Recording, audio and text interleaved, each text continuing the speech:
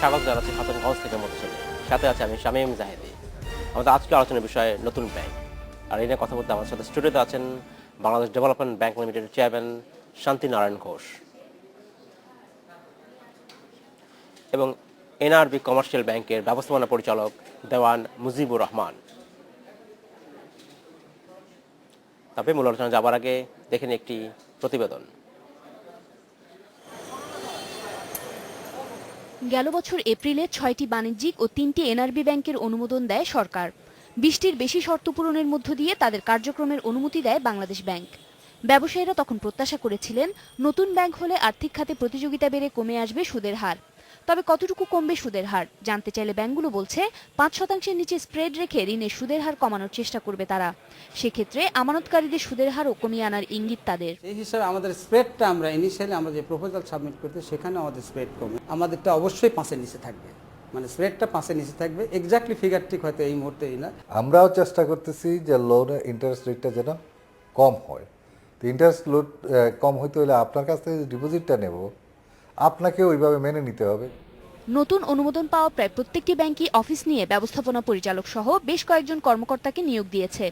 পুরনো ৪৭টি ব্যাংকের সাথে পাল্লা দিতে কি চমক থাকছে, আর পরিচালনাই বা হবে কিসের ভিত্তিতে জানতে চাওয়া হয়েছিল ব্যাংক কর্তৃপক্ষের কাছে। কর্পোরেট ক্লায়েন্টকে আমরা গুরুত্ব দেব, পাশাপাশি আমরা রুরাল বেল্টে যাব। আফটার 3 ইয়ার্স আমরা কিন্তু দরিদ্র জনগণের মাঝে, যেখানে কোনো ব্যাংক এখনো পৌঁছে নেই, আনব্যাংকড এরিয়া, যে উইদিন 46 মিনিটস আপনার টাকাটা আপনার কাছে পৌঁছে দেব, এই একটা প্রোডাক্ট আমরা দিতেছি প্রবাসীদের কাছে, এবং সেটা হবে খুব কম খরচে। বিদেশি বিনিয়োগকারীদের বিশেষ সুবিধা দিতেও প্রস্তুত রয়েছে নতুন এই ব্যাংকগুলো। উম্মুন্নাহার আজমি, ইন্ডিপেন্ডেন্ট নিউজ, ঢাকা। দেখলাম প্রতিবেদনটি আমরা। জনাব শান্তি নারায়ণ ঘোষ, দেওয়ান মুজিবুর রহমান, আপনাকে স্বাগত অনুষ্ঠানে। জনাব রহমান, প্রথম প্রশ্ন আপনার কাছে। আমরা আমাদের প্রতিবেদন দেখছিলাম নতুন ব্যাংক নিয়ে। আমার প্রশ্ন যে নতুন ব্যাংক আপনারা কি নতুন কিছু আনতে যাচ্ছেন যার ফলে গ্রাহকরা আপনাদের দিকে আকৃষ্ট হবে? প্রথমেই আমি আমার ব্যাংক এনআরবি কমার্শিয়াল ব্যাংকের পক্ষ থেকে ইন্ডিপেন্ডেন্ট টিভির দর্শকদেরকে স্বাগত জানাচ্ছি। হ্যাঁ, আমরা নতুন ব্যাংক, নিশ্চয়ই আমরা নতুন কিছু না দিলে পুরানো ব্যাংকদের সঙ্গে বাজারে টিকে থাকা আমাদের পক্ষে সম্ভব হবে না। আমরা প্রথমে যেটা বলতে চাচ্ছি যে আমরা ইন্টারেস্ট রেটে সাশ্রয়ী ইন্টারেস্ট দেবো টু দ্য কাস্টমার্স। পাশাপাশি আমরা এনআরবি ব্যাংক আমাদের মূল লক্ষ্য থাকবে যাতে বিদেশে আমাদের যে এনআরবিরা রয়েছেন তাদের অর্জিত অর্থ, যেটা ওইখানে বিদেশে ওনারা লেস রিমুনারেটিভ হিসাবে জমা রাখেন অথবা কম রিমুনারেশন পান, সেটা যাতে আমাদের দেশে এটা নিয়ে আসা যায় এবং দেশে যাতে প্রপারলি এটাকে বিনিয়োগ করা যায়। সো দ্যাট একদিকে তারা লাভবান হবেন, অন্যদিকে এটা দেশেরও অর্থনীতিতে একটা ইতিবাচক। আমি এই বিষয়ে আপনার কাছে পরে ফিরে আসবো। জনাব ঘোষ, আপনার কাছে প্রশ্ন যে নতুন যে ব্যাংকগুলো আসছে এর ফলে বাজারে কি নতুন সুস্থ প্রতিযোগিতার সম্ভাবনা কি বাড়বে না কমবে? সুস্থ প্রতিযোগিতার কথা বলছি আমি। এখন ব্যাংক তো ব্যবসা করছে অন্যের টাকার উপর, ডিপোজিটকে অ্যাট্রাক্ট করতে হয়। যখন সরকার ডিপোজিটের একটা ইন্টারেস্ট রেট ফিক্স আপ করে দিয়েছেন 12.5, 12.5, এখন দেখেছি ওই জায়গাটার মধ্যেই আনহোলি একটা হয়, কম্পিটিশন হয়ে যাচ্ছে হায়ার রেটে ডিপোজিট নেয়া, তাতে ব্যাংকের কস্ট অফ ফান্ডটা উপরে যাচ্ছে। আরেকটা ইস্যু হলো যে ডিপোজিট যা আছে তার একটা লায়ন শেয়ার সেন্ট্রাল ব্যাংকে জমা রাখতে হয়। এটা অনেক ব্যাংকের জন্য 19%, 19, এবং নন কমার্শিয়াল হইলে ওটা 6%। এটাতে ধরেন ইফেক্টিভ ইন্টারেস্ট রেটটা 13 ক্রস করে যায়, 13-এর উপর। এখন যদি আপনি স্প্রেডে নিতে আসেন, আমাকে ইনভেস্ট করতে হচ্ছে বাইরে 16-17, তার মানে স্প্রেডটা লেস দেন 4-এ আমরা করছি। স্প্রেডটা আপনার ব্যাংক করছে, সব ব্যাংক করছে? ওদের তো কস্ট মানে যেভাবে ওরা বাইরের থেকে ডিপোজিট নিচ্ছে at a higher interest rate, এদের cost of fund high, Cost of fund high, হ্যাঁ। অ্যান্ড 19% ডিপোজিট যদি রাখতে হয় সেন্ট্রাল ব্যাংকে, জি। ধরেন যদি 12.5 এটা 19 অ্যারাউন্ড 20% যদি যাই, এটা তো ইভি 14 ক্রস করে গেল ইন্টারেস্ট। স্প্রেড 5% দিলে তো 18 এর উপর ওকে করতে হবে, লেন করতে হবে। ধন্যবাদ জনাব ঘোষ, আমি আপনার কাছে ফিরে আসবো। জনাব রহমান, নতুন ব্যাংকগুলো, স্পেশালি আপনার ব্যাংকগুলো, এই যে লেন্ডিং এবং ডেপোজিটের মধ্যে যে পার্থক্য, আমরা লেস দেন 5% কথা বলছি, এটা কি সম্ভব কিনা? সম্ভব কিনা? অবশ্যই সম্ভব। আমাদের নতুন ব্যাংকের জন্য এটা আমি মনে করি সম্ভব। আমরা পার্টিকুলারলি আমরা এনআরবি কমার্শিয়াল ব্যাংক থেকে এই দিকটাতে অত্যন্ত গুরুত্ব দেব। আমরা যে সমস্ত প্রোডাক্ট নিয়ে আসছি এবং যেভাবে আমাদের কার্যক্রম আগানোর পরিকল্পনা নিয়ে আগাচ্ছি, তাতে আমরা আমাদের এনআরবিদের ডেপোজিটটাকেই মূল টার্গেট করব। সেখানে আমরা আশা করছি কস্ট অফ ফান্ডিংটা আপনার ক্ষেত্রে হাই হবে না। আমরা কস্ট অফ ফান্ড আমাদের কম থাকবে, আমরা উই বিলিভ আমাদের কম থাকবে। এতে কস্ট অফ ফান্ড কম থাকার কারণে আমরা আমাদের ল্যান্ডিং কস্ট ডেফিনেটলি আমরা কমের দিকে থাকবে, সেখানে এক্সপায়ার্ড অবশ্যই কমে আসবে। এখানে একটা জিনিস আমি এই সুযোগ যেহেতু এসেছে সেজন্য আমি অ্যাড করতে চাই যে আমাদের নতুন ব্যাংকের বেলা একটা লিমিটেশনস আছে, সেটা হলো আমরা নতুন ব্যাংকগুনা সরকারি ডিপোজিটে পাচ্ছি না। সরকারি ডিপোজিটে আমাদের কাছে রাখার একটা বাধা নিষেধ, একটা লিমিটেশন আছে। 5 বছর পূর্ণ হওয়ার আগে এটা আমরা ওইখানে পেনিট্রেট করতে পারছি না। তো এই ব্যাপারে আমি মনে করি যে এটা যখন এই 5 বছরের রেস্ট্রিকশনটা যখন ছিল, তখন ব্যাংকগুনা যখন শুরু হয়েছিল উইথ মিনিমাম ক্যাপিটাল 10 কোটি, পরবর্তীতে 20 কোটিতে। বাট দিস টাইম আমরা এইবার যে চতুর্থ প্রজন্মের যে ব্যাংকগুনা আসছি, সেখানে আমরা আমাদের ক্যাপিটাল 400 কোটির উপরে। আমার ব্যাংকের ক্যাপিটাল, এনআরবি কমার্শিয়াল ব্যাংক লিমিটেডের ক্যাপিটাল 428 কোটি টাকার উপরে। সেখানে আমার মনে হয় এই রেস্ট্রিকশনটা যদি উঠাইয়া দেওয়া যায়, তাহলে তখনকার ইনফ্লেশন আর এখনকার ইনফ্লেশন কি আপনি বিচার করবেন না? সেই সময়কার সেটা যদি ইনফ্লেশনও বিচারও করেন, তাহলেও 400 কোটি টাকা অনেক বেশি। 12-13 বছরের ব্যবধানে 400 কোটি টাকা অনেক বেশি। সেই ক্ষেত্রে আমি মনে করি যে আমাদেরকে এই সুযোগটা দিলে হয়তো আমরা আমাদের কস্ট অফ ডিপোজিট আরও কম থাকবে, সেই ক্ষেত্রে লেন্ডিংটা কম থাকবে। ধন্যবাদ জনাব রহমান, আমি আপনার কাছে ফিরে জনাব ঘোষ, কস্ট অফ ফান্ড বেশি বলছেন আপনি, এর কমিয়ে আনার কোনো উপায় নাই?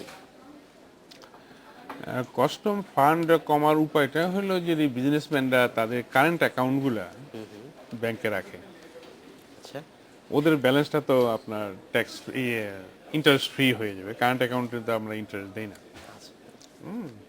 আর সেভিং অ্যাকাউন্টসের নাম্বার যদি বাড়ানো যায়, ওখানে যদি 6 or 7% দিয়ে ইন্টারেস্ট দিয়ে সেভিংটা পাওয়া যায়, ওটা যাদের নাকি ওই সেভিং অ্যাকাউন্টসের নাম্বার হাই, এদের কিন্তু কস্ট অফ ফান্ডটা কম। যারা নাকি এইভাবে সেভিং অ্যাকাউন্টে টাকা রাখছে, ওখানে জনতা ব্যাংক তো বোধহয় 6% দিচ্ছে, 6-7 নেই। আচ্ছা, ওটা একটা হলো যে গ্রাম দেশে যদি এরকম মানে অ্যাকাউন্টসের নাম্বারটা, সেভিং অ্যাকাউন্টের নাম্বার বাড়ানো যায়, কস্ট কমে আসবে। ধন্যবাদ, আমি আপনার ফিরে আসবো। জনাব রহমান, নতুন ব্যাংক হিসেবে একটা বড় চ্যালেঞ্জ হচ্ছে বাংলাদেশের অধিকাংশ মানুষ আনব্যাংকড। এই বিশাল জনগোষ্ঠীকে যারা আনব্যাংকড রয়েছে, তাদেরকে আসলে কি করে আপনি ব্যাংকিং আওতায় নিয়ে আসবেন? আমাদের পরিকল্পনা আছে, পার্টিকুলারলি যে তথ্য অ্যাভেলেবল আছে, সেখানে দেখা যায় প্রায় 75-80% লোকই আমাদের এখনো আনব্যাংকড। তাদেরকে সহজে কম খরচে ব্যাংকিংয়ের আওতায় আনতে গেলে অল্টারনেটিভ চ্যানেল ইউজ করা ছাড়া অন্য কোনো বিকল্প নাই। সেক্ষেত্রে অনেকগুলো ব্যাংকই ইতিমধ্যে এক্সিস্টিং ব্যাংকগুলো ইতিমধ্যে মোবাইল ব্যাংকিং এবং সাম সর্ট অফ ব্যাংকিংয়ে নিয়ে আসছে। আমরাও চিন্তা করছি, আমাদের এটা এখনও শেষ পর্যায়ে আছে। হয়তো আমরা কিছু একটা নতুন মোবাইল ব্যাংকিং অ্যান্ড এজেন্ট ব্যাংকিংয়ের একটা কম্বিনেশন নিয়ে হয়তো আমরা একটা প্রোডাক্ট লঞ্চ করতে যাব। আশা করছি সেক্ষেত্রে আমরা একটা বৃহৎ অঙ্কে বৃহৎ সংখ্যক জনগোষ্ঠীকে ব্যাংকিংয়ের আওতায় আনতে পারবো। ধন্যবাদ জনাব রহমান। আমি আপনার কাছে ফিরে আসবো, আমাদের সময় হয়েছে একটু বিরতি যাবার, ফিরে এসে আমরা কথা বলবো আবার। সময় হলো একটু বিরতি যাবার, ফিরছি শীঘ্রই, সাথেই থাকবেন।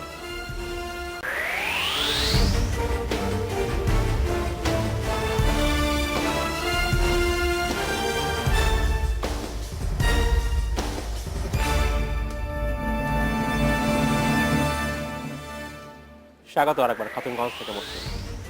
আজ আমরা কথা বলছি নতুন ব্যাংক নিয়ে। এই নিয়ে আমার সাথে কথা বলতে স্টুডিওতে রয়েছেন ডেভেলপমেন্ট ব্যাংক লিমিটেডের চেয়ারম্যান শান্তিনারায়ণ ঘোষ এবং বাংলাদেশ এবং এনআরবি কমার্শিয়াল ব্যাংকের ব্যবস্থাপনা পরিচালক দেওয়ান মুজিবুর রহমান। জনাব রহমান এবং জনাব ঘোষ, আপনাদের স্বাগত আরেকবার। জনাব ঘোষ, আপনার কাছে এবারে প্রশ্ন, আমরা বিরতিতে যাবার আগে কথা বলছিলাম, এখানে এই দেশে প্রচুর মানুষ রয়েছে যারা আনব্যাংক, যারা ব্যাংকিং ব্যবস্থার বাইরে আছে। তো এই বিপুল সংখ্যক জনগোষ্ঠীকে আমরা ব্যাংকিং সেবার আওতা আনতে গেলে চ্যালেঞ্জটা কোথায়, কেন আমরা আনতে পারছি না? এখন হলো যে এটা আনার একটা পথ হলো এই, যদি সরকার থেকে একটা সুবিধা এটা করা হয় যে সরকারি যত পেমেন্ট আছে, ইউটিলিটিজ অ্যান্ড আদার্স, ওটা আমার যেই ব্যাংকে আমার অ্যাকাউন্ট আছে ওই ব্যাংকের সরকারের অ্যাকাউন্ট আছে, শুধু ট্রান্সফার করে দেবে, আমার বিল নিয়ে ওই ব্যাংকে দিয়ে দেব, আমার অ্যাকাউন্ট আছে অ্যাকাউন্টকে ডেবিট করে দিয়ে সরকারের এতে দিয়ে দিবে টাকাটা। আচ্ছা, আমার টাকা তুলে নিয়ে সরকারের ওই কাউন্টারে গিয়ে দাঁড়িয়ে গিয়ে টাকাটা দেওয়ার কোনো ই নেই। ধরেন এখন থেকে আমি 40-42 বছর আগে আমি কানাডায় ছিলাম, পরে ইউএসএতে ছিলাম, কোনোদিন তো আমি সরকারি পেমেন্টের টেলিফোন ইলেকট্রিসিটি এর জন্য আমি কোনোদিন কোনো ব্যাংকেও যাইনি, জি, সরকারের অফিসে যাইনি, বাসায় বসে একটা চেকে সই করে দিয়ে পোস্ট মেল করে দিলাম, হয়ে গেল। তো ওইখানে তো কোনো মানুষই ব্যাংক অ্যাকাউন্ট ছাড়া নাই, সবাই ব্যাংক অ্যাকাউন্ট আছে, যত পেমেন্ট আছে এতে। আর কমার্শিয়াল অর্গানাইজেশনে এসেও আমি কিনলাম জিনিস, একটা চেক লিখে দিয়ে আসলাম, দুটা আইডেন্টি দিতে হবে, আমি ন্যাশনাল আইডেন্টি ও ড্রাইভার্স লাইসেন্স আর কিছু একটা দিলেই ওরা চেকটা অ্যাকসেপ্ট করে। এই জিনিসগুলো আপনি যেটা 40 বছর আগে দেখেছেন সেটা আমরা এখনো কিছু এখনো করতে পারছি না, যে আমাদের ওই বিশ্বাসটা হয় না আর কি, আমরা নিজেকে বিশ্বাস করি না। আমি নিজে তো ফিল করি, যেমন আজকে সকালেই আমি এই আমার পিয়নকে ডেকে এনে 3 অর্গানাইজেশনে পাঠিয়েছি টাকা দিয়ে, যে তুমি টেলিফোন এটা দিয়ে, ইলেকট্রিসিটি এখানে দিয়ে আসো, ট্যাক্সটা এই মিউনিসিপ্যাল ট্যাক্সটা দিয়ে আসো, সব পাঠালাম। আর ওটা ও ছাড়াও আমি পারতাম যে আমার চেকে সই করে দিয়ে ওই অর্গানাইজেশন পাঠিয়ে দিলেই তো হলো, মেইল করে দিয়ে। ধন্যবাদ। আমি আপনার কাছে ফিরে আসবো।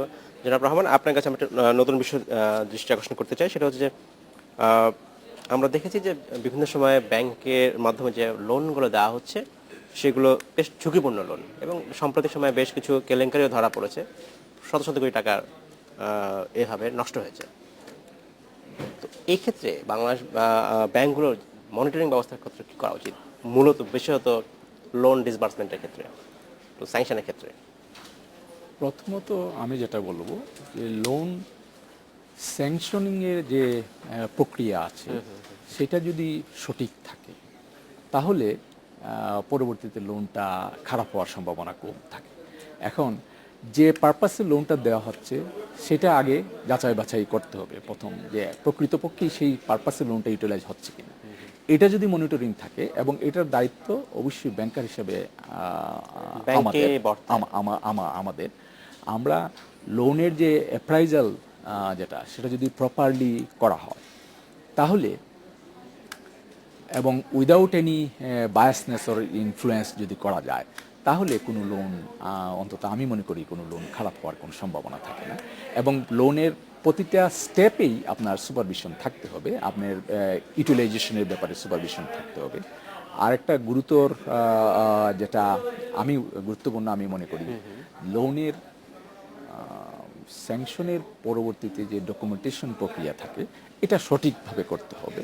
এটাতে কোনো রকম লুপফুল থাকলে সেখানে আপনি এই লোন প্রথম দিকেই আপনি বিপজ্জনক হয়ে যেতে পারে, একদম খারাপের দিকে টার্ন নিতে পারে।